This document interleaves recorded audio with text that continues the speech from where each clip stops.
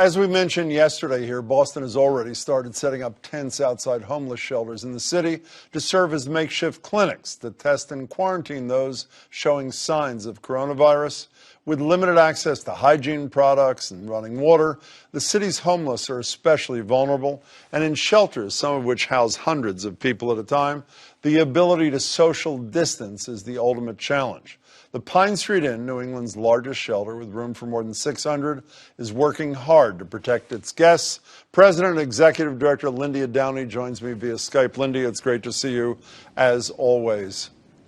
Thanks, Jim. You are dealing with a vulnerable population in normal times, and that population obviously is made even more vulnerable in these abnormal times. What are the top challenges you are facing?